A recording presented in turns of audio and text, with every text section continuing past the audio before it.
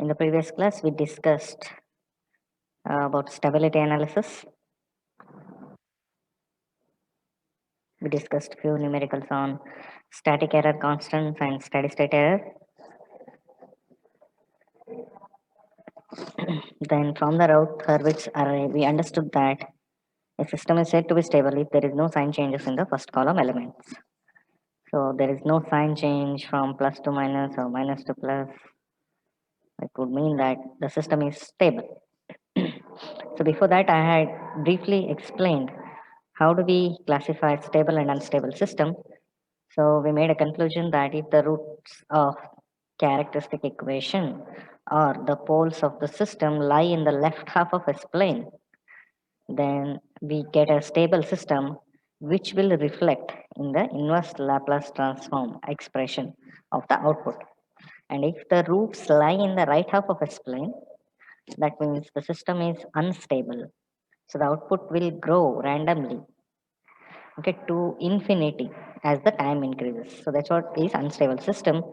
And then we got a third category of stability, which is called as critically stable system. So if the roots neither lie in the left half or neither lie in the right half, but lie on the imaginary axis, then we get oscillations, continuous oscillations, which we have already derived in time domain analysis. So those continuous oscillations are within a certain bound. They are bounded. Okay. So that's why we call it as critically stable. Fine. The output never gets settled, but it is bounded. So that's why it is called critically stable. Fine. So these are the three types of stability we analyzed, we understood. Then we started with Routh Hurvitz array. So I hope everyone is convinced with writing Routh Hurvitz array and making calculations. It's not that difficult. So let us proceed today with further discussion on Routh Hurvitz array. So there is a small topic called as concept of relative stability in RH criteria. So how many are present? Okay, 36 members are present. The concept of relative stability in RH criteria. So one thing I would like to tell before proceeding with RH, this relative stability, it seems very easy to write a Routh Hurvitz array. Anybody can ask me that given a characteristic equation, what is there? What is big deal to write a Routh Hurvitz array and calculate all the elements? So it sounds very, very easy. In fact, a high school mathematics. But the mathematics that goes behind this is not so easy at all. It's very, very complicated. It's a very complicated matrix theory. In fact, like if I ask you a question in another way, that if I'm an examiner and I ask you like how do you justify that if there is no sign change the system is stable? So that's where the complexity starts. How do you justify that? Okay, Routh Hurwitz are telling if there is no sign change, it is stable, but how do you justify that? So that justification is not easy, and I request everyone, okay, everyone to go through the mathematics behind Routh Hurwitz table. So, for example, I can show it to you now. Like just a sample.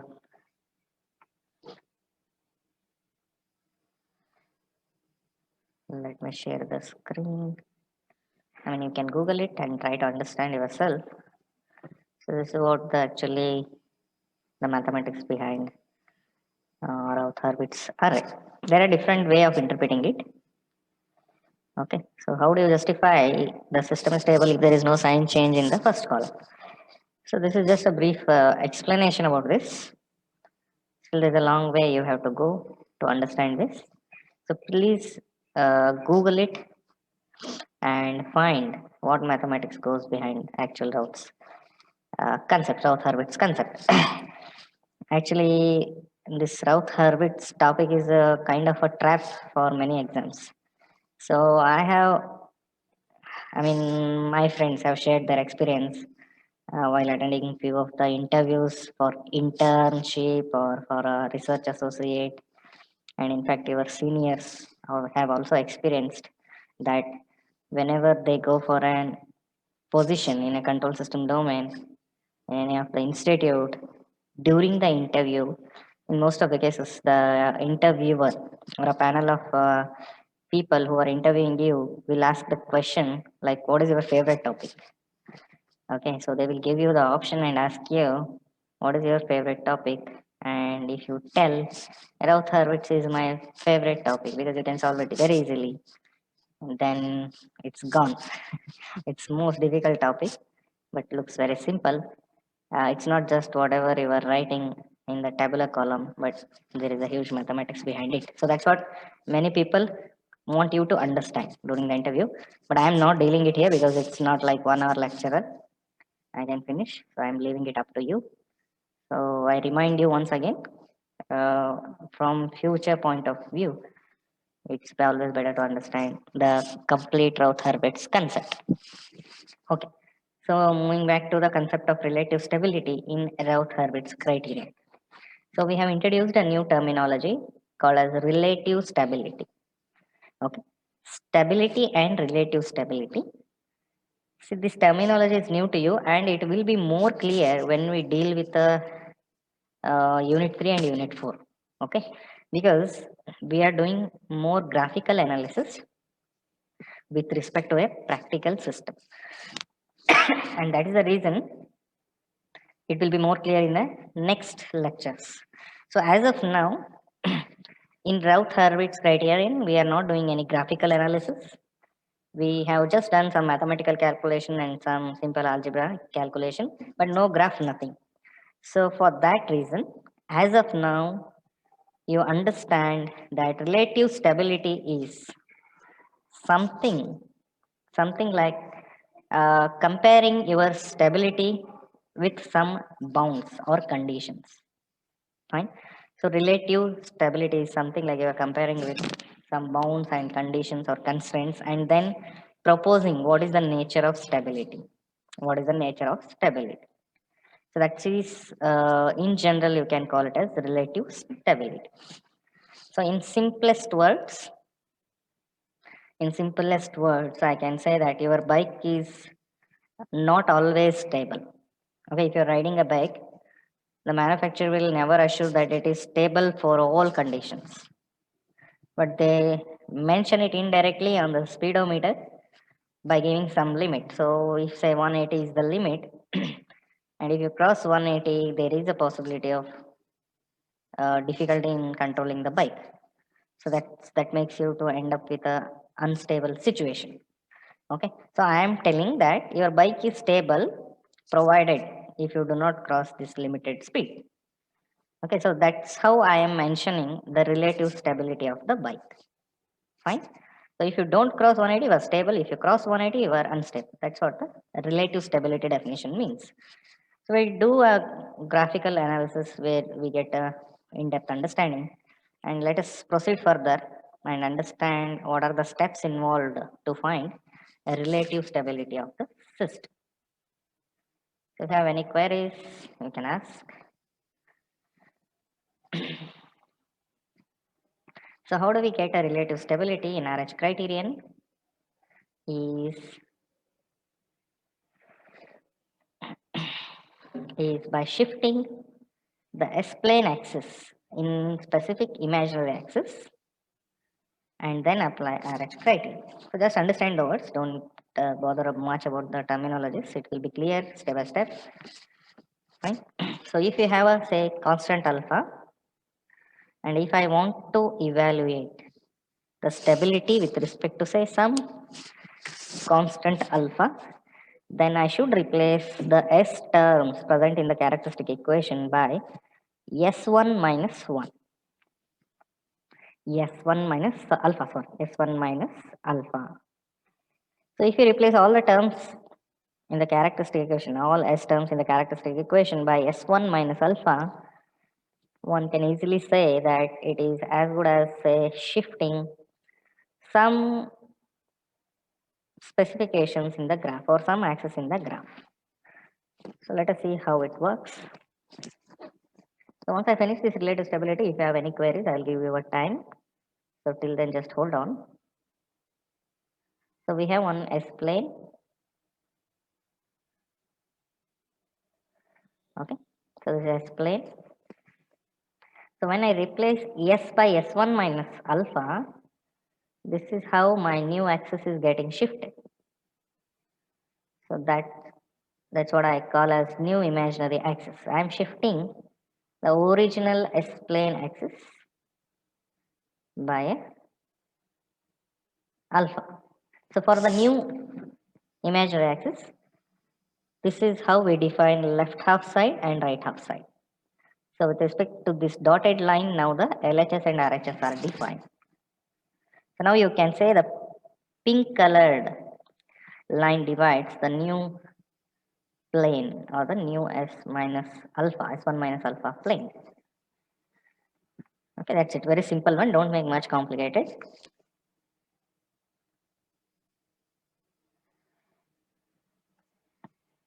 So let us directly look into one example.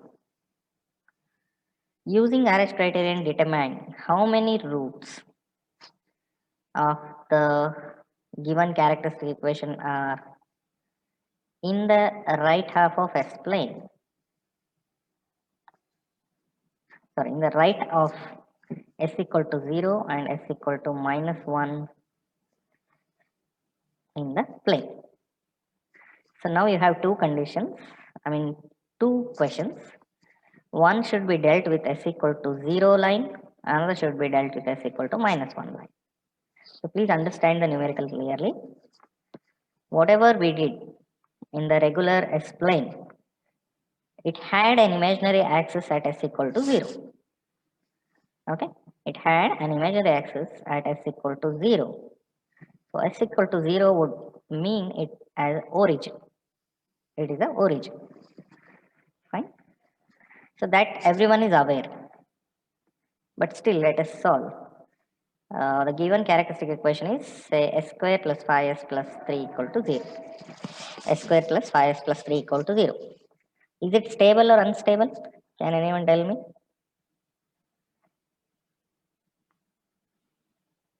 S square plus 5s plus 3 is characteristic equation of some system.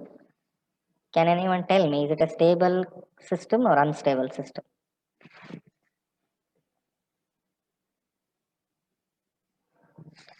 So what we need to do, we need to directly find the poles of this, roots of this equation. Roots of this characteristic equation, which are nothing but poles of the system. I want some answer from you before proceeding. S square plus 5s plus 3. Is it a stable system or unstable system?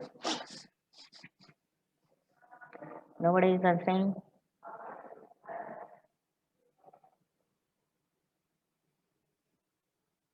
Sir, the roots are minus 5 plus minus root 13 by 2. Okay. Roots are negative real part. Are having negative real part? Yes, sir. So Yes, everyone please calculate. Yes, sir. Minus. Negative real part. Yes, sir. Deepanshu Sharma. Yes, sir. Okay. Lohit B. Is it having negative real part? Yes, sir. Okay. So it has a negative real part. It means the roots will lie in the left half. Correct? So therefore this system is a stable system, or the system having this characteristic equation is a stable system. So that's very clear. Fine. But still, let us make a different approach in terms of Routh Hurvitz criterion, and let us cross verify, do we still end up with the same answer? So let me draw S equal to 0 line. This is what S equal to 0 line. S plane, and this is LHS and RHS for S equal to 0 line. So let me write the Routh Hurvitz array. It is 1, 3, and 5. So very simple. What is the next element? It is 3. Fine. So system is stable because there is no sign change, and which also means no roots lie in the right hand side of S equal to 0 line.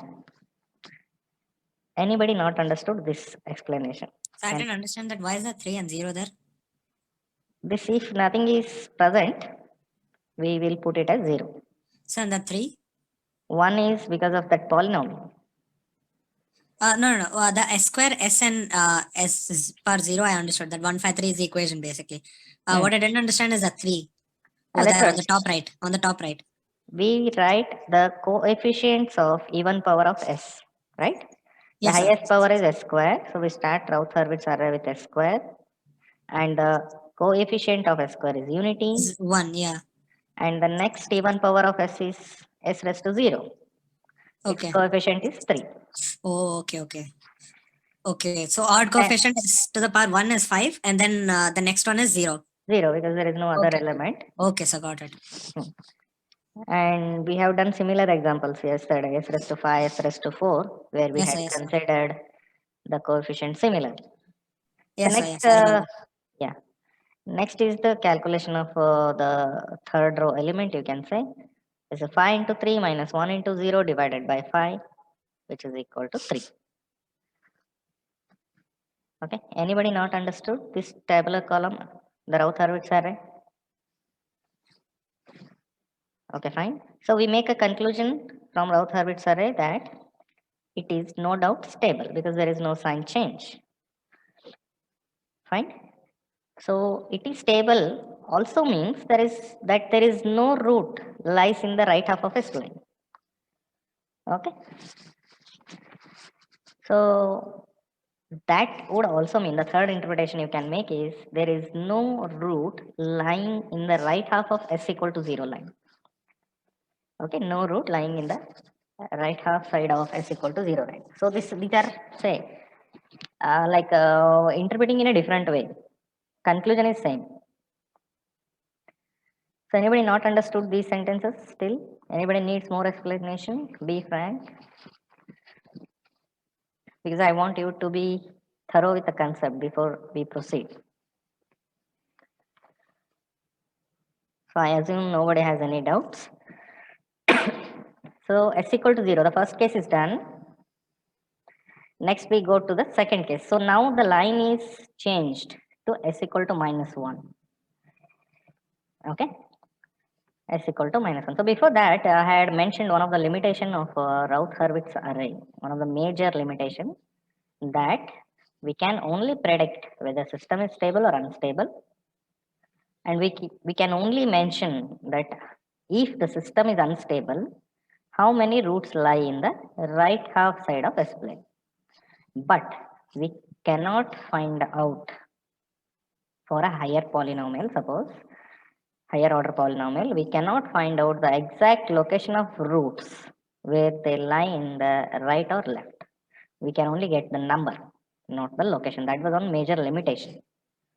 So now moving to the other line, that is shifting your imaginary axis to s equal to minus 1 would mean that we don't know how many roots lie in the right half side. Sorry, we don't know where does the right half root lies with respect to s equal to minus 1, but we know how many number of roots. We may come to know how many number of roots are lying in the right half of s equal to minus 1 line. So how it goes?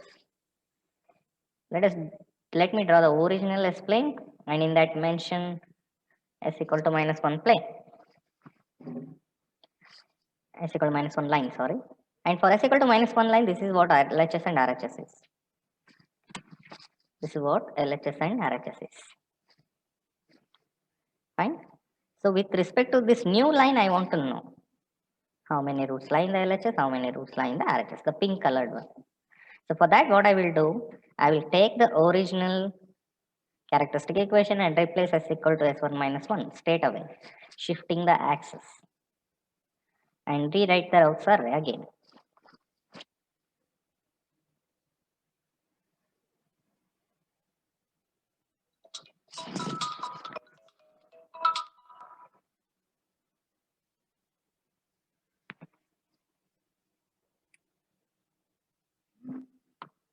Fine. So now I will rewrite the routes array and this is what I get.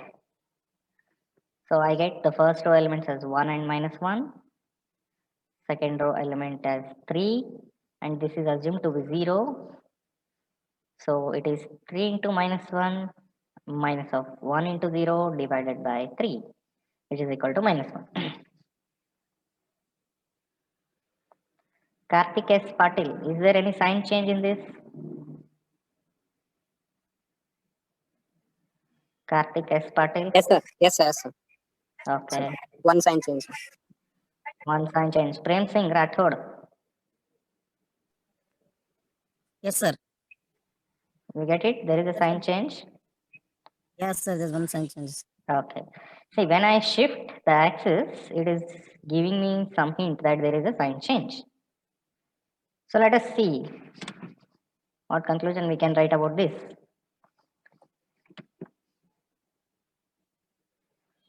So system is straight away unstable, and now one root lies in the right half side of s equal to minus 1. Okay, only one root lies, but the location is still not known and we are not interested in that, of course. Okay, so when you do this with higher order system, then this sentence like location of the root is not known, has some meaning. But with a second order and at max third order, you can find it using calculator, and the cross verification will also give the same answer. So is it clear? This is what relative stability. So when the line is shifted to minus 1, the system is becoming unstable. And when the line was at s equal to 0, system was stable. So there exists some relative stability. Like when line is shifted, it is unstable. When line is not shifted, it is stable. Some relative stability concept. So more about this we'll discuss in the root locus part. Meanwhile, anybody has any question about relative stability can ask. I'll wait for 1 or 2 minutes.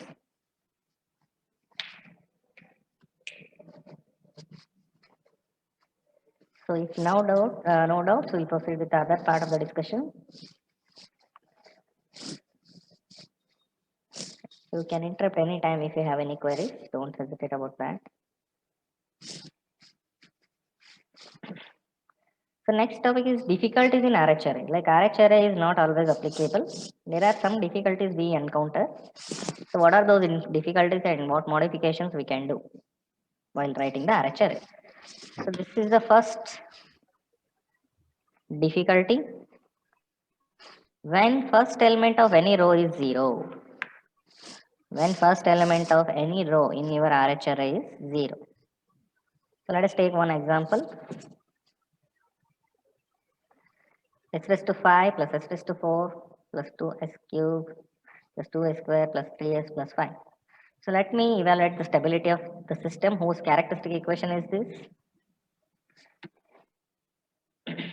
So I missed out the first row while filling this tabular column, but no problem. The first row will start from 1 coefficient of odd power of s. So it is 1, 2, 3. I think I should rewrite this tabular column again. Sorry for that. It's supposed to be started from s raised to 5, s raised to 4, s cube, s raised to 1, s raised to 0. Okay, please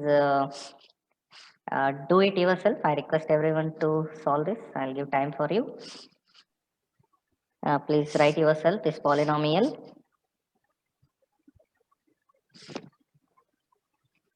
And write the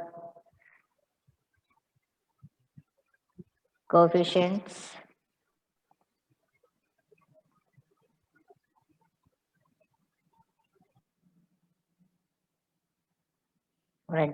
yourself. So s raised to 5 row will have 1, 2, 3. S raised to 4th row will have 1, 2, 5.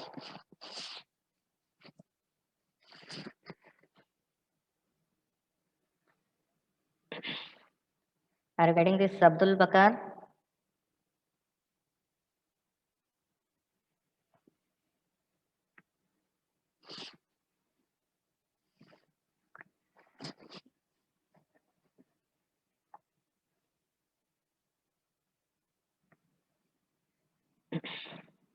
Abhijit Sahu, you are getting 0 at S cube row?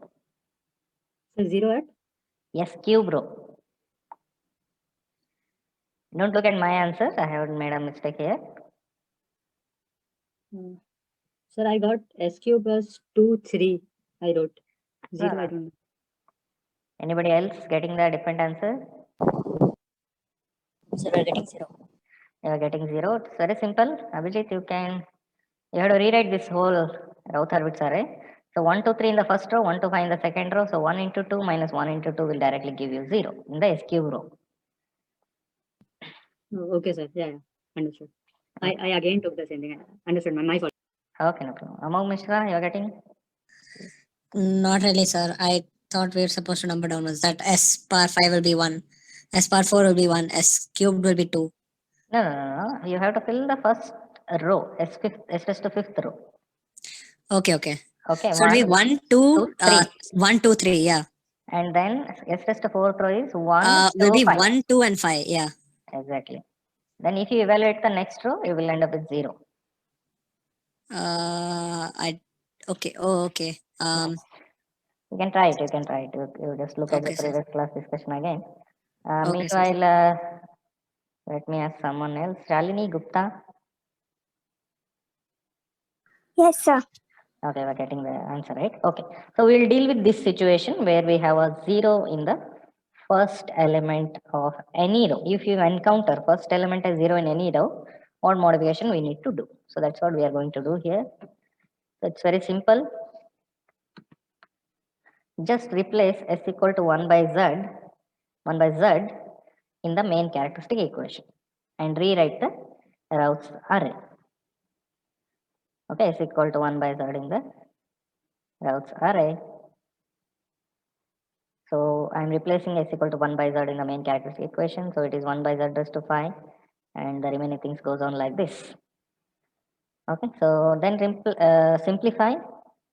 Take z raised to 5 common. We will have 5z raised to 5, 3z raised to 4, 2z cube, 2z square, then z and unit equal to 0. So for this you write on the Routh's array now.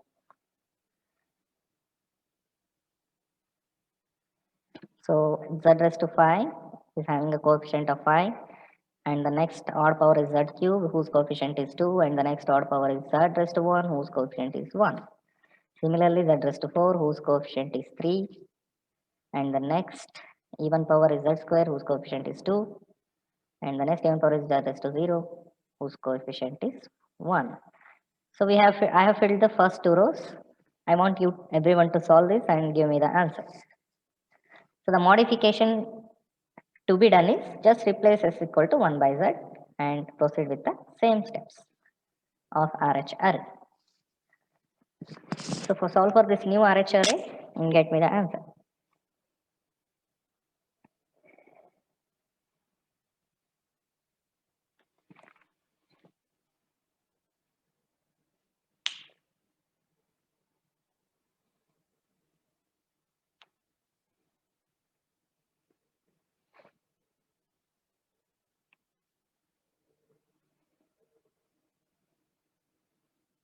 The system is stable or unstable. That's what I want.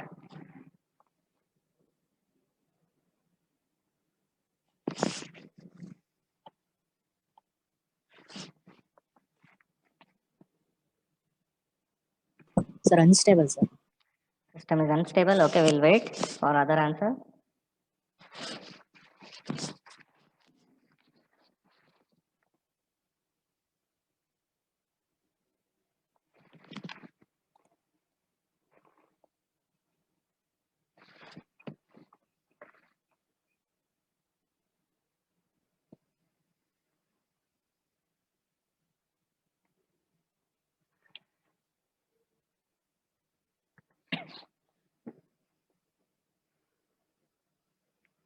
Anybody else got the answer? Stable. Unstable. Okay. Okay, let us look into the complete answer of this. So these are the values I got. So there are two sign changes, one from plus 2 minus and another from minus 2 plus. So therefore system is unstable. So those who got answer as unstable, it is correct.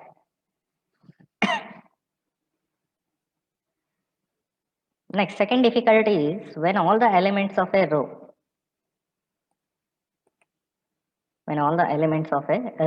are 0. We dealt with one single 0. Now, when all the elements of the row are 0, so how to do that? This is also simple.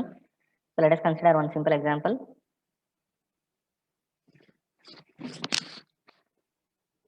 So you have s raised to 6. Construct a Routh array for this. So these are the coefficients of even power of s, then coefficients of odd power of s.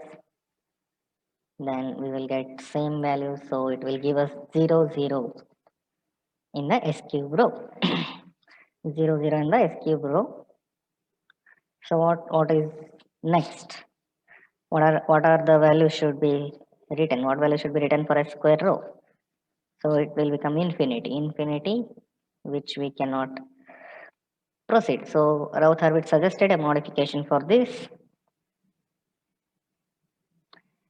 So this difficulty can be overcome by forming an auxiliary equation, some equation called as auxiliary equation with respect to a row before which before the all 0 values. So s raised to 4 is our row for which we are constructing an auxiliary equation. So this is s raised to 4th row we have, and s cube had all the elements as 0, so we consider s raised to 4th row to form an auxiliary equation. So how do we write auxiliary equation? It is simple. 2 into s raised to 4 plus 12 into next even power of s, which is s square, and 16 into next even power of s, which is s raised to 0. So here it goes 2s square, 12s square plus 16s. Then differentiate it with s with respect to s. So differentiating this with respect to s will give you 8s cube plus 24s plus 0. 8s cube plus 24s plus 0. So modified Routh Hurvitz array should be written now. So where we should modify is after the auxiliary equation.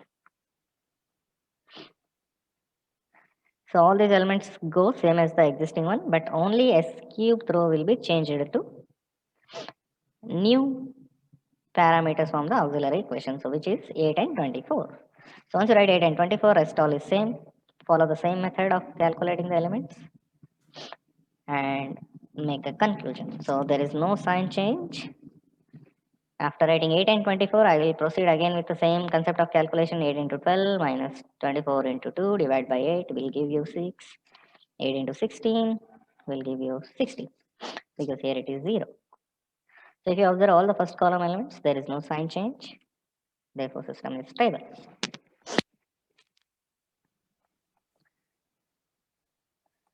So I hope that is clear. Only two difficulties. You may get a question like, what are the difficulties in Routh Hurvitz array? And you just mention it. No need to remember any particular equation. Okay. No need to remember any particular equation. Just mention two cases and write the solution for that. And similarly, you can get a question on explain what is relative stability and how it can be found using Routh Hurvitz criterion. So just follow the explanation whatever I gave and whatever I'll be giving in the next chapter. Then write the solution for that. Just replace s equal to s minus alpha is the solution. So I hope it is clear for everyone. Any questions? So I'm moving a little faster because there is very less concept hidden in this particular topic, and it's a more of a calculation, simple calculation. So please cooperate. We'll solve two numericals and wind up the class for today. So the question is, using RH criterion, find the value of k or a range of k for which system is stable. So k here is system gain of the system.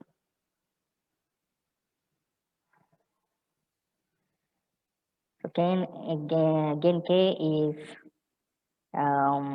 is a very much important when we discuss the next chapters. I'll just give a brief hint what is system gain. Okay, what is system gain means? Suppose you are riding a bike and your speed is dependent on the accelerator. Fine. So accelerator, if I ask you to write the transfer function of a bike, write the transfer function of the bike, and you will end up, suppose imagine say 10 divided by something like 10 divided by s square plus 5s plus 10. 10 divided by s square plus 5s plus 10 is my transfer function for the bike. So is the correct one is the question. Okay. So if I write 10k divided by s square plus 5 plus 10, and if I write 10 divided by s square plus 5 plus 10, there is a huge difference. Mentioning k in the numerator of the transfer function is of course like very much different. So what does that mean is, without k if you write, you can assume, I mean you can interpret in a simple way that it is the transfer function of just a standing bike. Okay, but if you add up a k gain term in the transfer function, okay, it means that your transfer function will change. It will change according to the speed of your bike. So that speed is indirectly reflected in terms of k in the bike. So is that clear everyone? For everyone? So mentioning k in a given transfer function will also highlight the dynamic behavior of the system. I mean, when it is under operation, you can say. So that is the simplest understanding for K in control system. And apart from this, you might have also encountered the gain parameter in amplifiers. Okay, amplifiers. With K, writing with K and without K, it makes a difference when you design an amplifier. So more about this we'll discuss in the next class. But for time being, they have given us a characteristic equation which has some gain term k in it. Okay, gain term k in it. And once I solve this, I'll give a detailed interpretation again. So let us proceed for the Routh Hurvitz RH straight away. So please understand we have 1 and 15 and k for the even power of s, and 25 and 20 for the odd power of s. So you will get 14.2. We have less time, I'll be doing it myself. Please do it yourself later. So 25 into 15 minus 1 into 20 divided by 25 will give you 14.2. Then since here is 0, you will get k only. So next is 14.2 into 20 minus 25k divided by 14.2, which will give you 20 minus 1.76k. And the other term is 0. And the last term is this into this. That is 20 minus 1.76k inside bracket into k minus 14.2 into 0, the second term, 0, divided by this term will finally give you only k. Fine. So now we cannot make out whether the system is stable or unstable. So there is one more condition we need to do. So for stability, we know that first column element should be 0. Sorry, there should be no sign change in the first column. There should be no sign change in the first column, which also means that this is positive, this is positive, this is positive. So this should be positive. This term should be positive, which means that this should be greater than 0. Understand, for stability, 20 minus 1.76k should be greater than 0. So that condition will come now. So if you solve this, you will get k less than 11.36. Please do it yourself. It's very simple. Just take out this term here and you will get 20 greater than 1.76k or k less than 11.36. And the second condition is k should be greater than 0. So one condition is this, from which we got k less than 11.36. Other condition is k should be greater than 0. So now there are two conditions which we have to combine now. So if you combine, first condition is k should be greater than 0 and k should be less than 11.36. then only there is no sign change here. Then only there is no sign change. And for all other situation, beyond this condition, system is unstable. System is unstable. Fine. So it is as good as saying you have a bike, you can only control the bike for a speed greater than 0. It's just like some ideal case. Okay, practically it is difficult to control a bike at 1 kilometer per hour and all, but some ideal scenario for understanding sake. You have a bike and you can control it only for say speed greater than 0 and speed less than 11.36. Beyond that, it becomes unstable. Beyond that, it becomes unstable, and you have a justification for that in RH criterion. In RH criterion. So is it clear?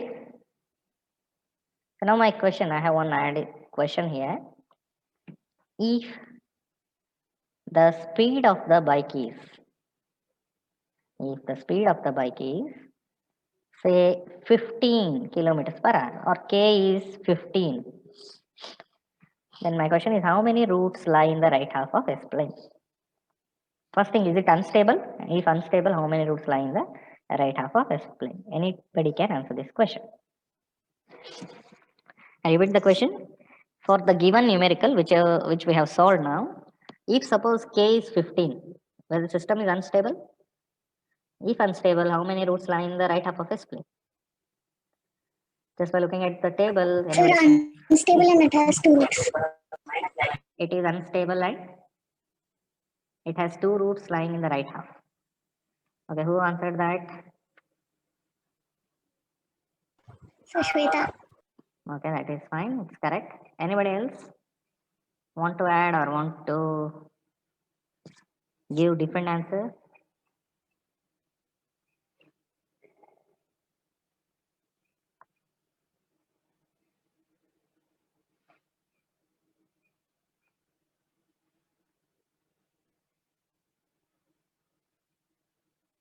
So is it unstable? If k is 15, it means that this term will become negative. It is simple. If this term becomes negative and this term is still positive, there is 2 sign changes, one from plus to minus here and minus to plus here. Therefore, 2 roots lie in the right half of S plane. So it is as simple as that. So we'll proceed. Everyone getting the notion of system gain K? I hope you are more clear now. So let us take another example. A servo mechanism is characterized by the following open loop transfer function. G of S into H of S equal to K into S plus 2 divided by S into S minus 1. K into S plus 2 divided by S into S minus 1. Find the value of K or range of K for which the system is stable. So here is a twist in the question. They have given open loop transfer function. They have not given us a characteristic equation. I hope I'm clear. They have given us the open loop transfer function, but we need characteristic equation. So characteristic equation is obtained by finding the closed loop transfer function. Right? So how do we get a 1 plus g of s h of s from g of s h of s? It is just add 1. It is just adding 1 to the open loop transfer function. So if you make it 1 plus g of s h of s, we get the characteristic equation. This we have already done in previous class.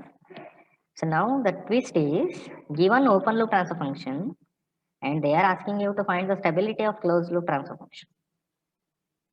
We are asking you to find the stability of closed loop transfer function. So how to proceed that? We need C, which is 1 plus g of s h of s, that is 1 plus k into s plus 2, and this is s into s minus 1 in the denominator. One can also say that open loop transfer function is unstable. Open loop transfer function is unstable because for open loop, one of the pole is lying in the right half. But we cannot say that if open loop is unstable, then closed loop is also unstable. If there exists a feedback, there is always a possibility that system may become stable, though it is unstable in the open loop. So this is a key point here. Everyone should notice. Okay.